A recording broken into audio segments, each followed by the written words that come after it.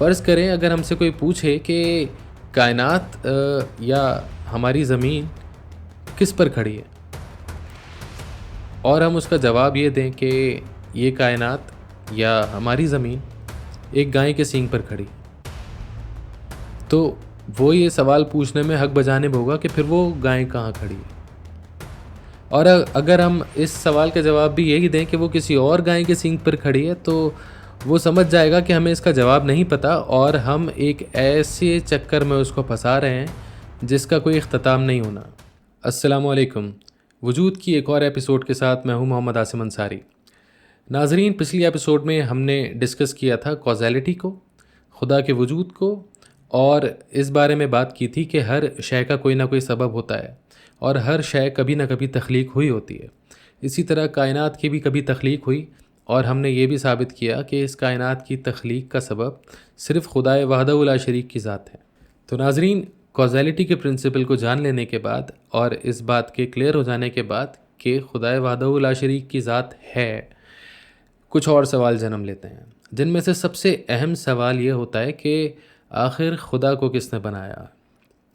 یہ سوال بہت سارے لوگوں کے ذہن میں آتا ہے، اور ہم یہ جانتے ہیں کہ یہ ایک ایسا سوال ہے جس کا جواب دینا ضروری ہے۔ ہاں، لیکن ہم میں سے بہت سارے لوگ اس طرح کے سوالات کے جواب دینا نہیں چاہتے، کیونکہ ان کو لگتا ہے کہ معاذ اللہ ان کو عقل اور سوچنے کی صلاحیت ان کے خدا سے دور کر دے گی۔ ہمارا یہ ماننا ہے کہ یہ سوال ایک چھوٹے سے بچے کے ذہن میں بھی جنم لیتے ہیں۔ بچے بھی یہ سوچتے ہیں کہ جب ہمیں بتایا جاتا ہے کہ ساری کائنات کو اللہ نے بنایا، تو ہمیں یہ پتہ ہونا چاہیے پھر اللہ میاں کہاں سے آئے۔ تو یہ معصومانہ سوال ہیں جو بچوں کے ذہن میں آتے ہیں، اور ہمارا فرض ہے کہ اس طرح کے سوالات کو اچھے جوابات دے کے حل کریں۔ تو ناظرین، آئیں اس سوال کا جواب ڈھونڈنے کی کوشش کرتے ہیں کہ خدا کو آخر کس نے بنایا۔ جب ہم اس سوال پہ غور کرتے ہیں تو ہمیں اندازہ ہوتا ہے کہ اس طرح کے سوال کے دو ہی جواب ہو سکتے ہیں۔ یا تو ہم یہ کہیں گے کہ خدا کو کسی نے نہیں بنایا، جو ہم سب کا عقیدہ ہے اور ہم سب اس پہ ایمان رکھتے ہیں، یا تو ہم یہ کہیں گے کہ معاذ اللہ خدا کو بھی کسی نے بنایا ہے۔ تو یہ بات تو ایک بچہ بھی سمجھ سکتا ہے کہ اگر خدا کو کسی نے بنایا ہوتا تو پھر اصل خدا تو وہ ہوتا۔ یعنی کہ ہم اگر یہ بات ماننے لگیں کہ خدا کو کسی نے بنایا ہے، تو ہمیں پھر اس سوال کا جواب بھی دینا پڑے گا کہ پھر اس کو کس نے بنایا ہے، اور یہ نہ ختم ہونے والا سلسلہ چل پڑے گا۔ یعنی کہ ہم اس سوال کا جواب اس طرح سے ڈھونڈتے رہ جائیں گے، لیکن اس کا اختتام کہیں نہیں ہونے والا۔ یعنی کہ جو بھی شخص یہ کہے گا کہ خدا کو فلاں نے بنایا، تو پھر اس کو کس نے بنایا اس کو تلاش کیا جائے گا، اور پھر یہ سلسلہ چلتا چلا جائے گا۔ اس طرح کے جواب کو فلسفی کی زبان میں فالسی آف انفینٹ ریگریس کہا جاتا ہے۔ یعنی کہ ایک ایسی ریگریشن جو انفینٹ ہے۔ آپ کسی چیز کی کاز ڈھونڈنے جاتے ہیں اور آپ کو اس کی کاز نہ مل پائے، بلکہ آپ کا سوال وہیں گھومتا رہ جائے۔ اس کی مثال کچھ اس انداز سے بھی دی جا سکتی ہے کہ فرض کریں اگر ہم سے کوئی پوچھے کہ کائنات یا ہماری زمین کس پر کھڑی ہے، اور ہم اس کا جواب یہ دیں کہ یہ کائنات یا ہماری زمین ایک گائے کے سینگ پر کھڑی ہے، تو وہ یہ سوال پوچھنے میں حق بجانب ہوگا کہ پھر وہ گائے کہاں کھڑی ہے۔ اور اگر ہم اس سوال کا جواب بھی یہی دیں کہ وہ کسی اور گائے کے سینگ پر کھڑی ہے، تو وہ سمجھ جائے گا کہ ہمیں اس کا جواب نہیں پتہ، اور ہم ایک ایسے چکر میں اس کو پھنسا رہے ہیں جس کا کوئی اختتام نہیں ہونا۔ وہ یہ پوچھے گا کہ آخر پہلی گائے کہاں ہے، کیونکہ عقل اس بات کا تقاضا کرتی ہے کہ پہلی گائے تو لازمی ہوگی۔ فرسٹ کاز ہونا لازم ہے کسی بھی چیز کے ایگزسٹ کرنے کے لیے۔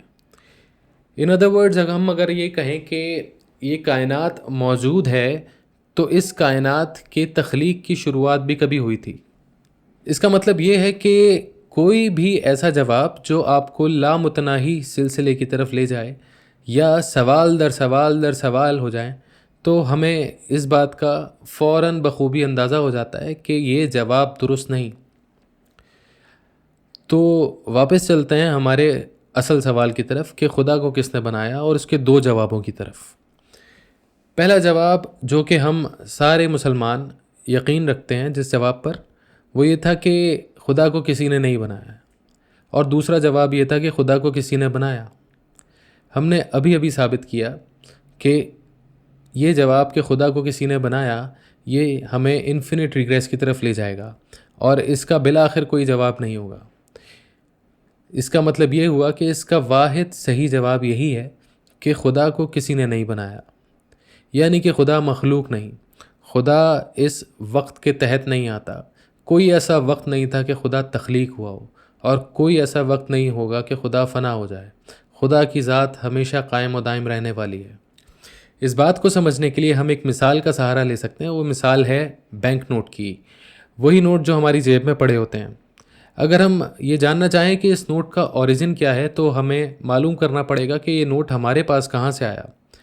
اگر یہ نوٹ ہمارے پاس کسی دکاندار سے آیا، اور اس دکاندار نے کسی امپلائی سے لیا، اس امپلائی نے اپنی کمپنی سے لیا، اور اس کمپنی نے ایک بینک سے لیا، اور اس بینک نے بالآخر اسٹیٹ بینک سے لیا، تو اب ہمیں پتہ چل گیا کہ اس نوٹ کی شروعات اسٹیٹ بینک سے ہوئی، یعنی کہ اسٹیٹ بینک کے پاس یہ نوٹ کہیں اور سے نہیں آیا، بلکہ اسٹیٹ بینک نے اس نوٹ کو خود بنایا۔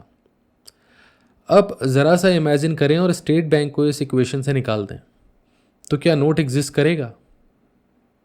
نہیں، کیونکہ اسٹیٹ بینک کے بغیر وہ نوٹ ایگزسٹ نہیں کر سکتا، چاہے وہ کتنے ہی ہاتھوں سے گزرا ہو۔ بالکل یہی مثال ہماری کائنات پر بھی صادق آتی ہے کہ ہماری کائنات ایگزسٹ نہیں کر سکتی کسی بنانے والے کے بغیر، اور اس بنانے والے کو اس سے پہلے کسی نے نہیں بنایا ہوگا، کیونکہ اگر ہم بنانے والے کو اپنی لاجک سے، اپنی ایکویشن سے نکال دیں تو اس کائنات کے باقی رہنے کی کوئی وجہ نہیں ہے۔ ان ادر ورڈز، ہمارا اپنا وجود اس کے وجود کا ثبوت ہے، یعنی کہ ہم ہیں تو اس کا مطلب ہے کہ ہمیں بنایا گیا ہے۔ یہ کائنات اپنے خالق کا منہ بولتا ثبوت ہے، اسی لیے خدا کہتا ہے کہ ہمیں نشانیوں میں تلاش کرو، اور اس کائنات کا ذرہ ذرہ اس کی کاریگری کی، اس کی تخلیق کی، اس کی مصوری کی جھلک ہمیں دکھاتا ہے۔